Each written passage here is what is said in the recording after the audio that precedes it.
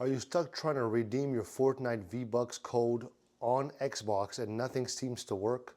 Don't worry, you're in the right place.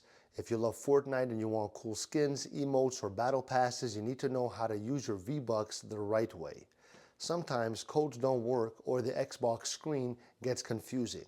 It can feel super frustrating, but stay with me because I'm going to show you exactly how to fix it step by step. You don't want to miss this. So listen.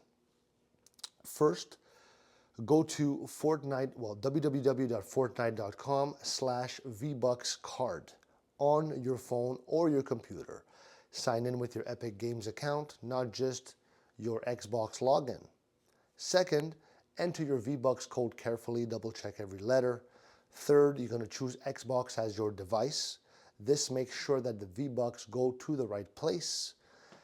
Fourth thing, confirm. You press confirm and then turn on your Xbox. Open Fortnite and your V-Bucks should be there.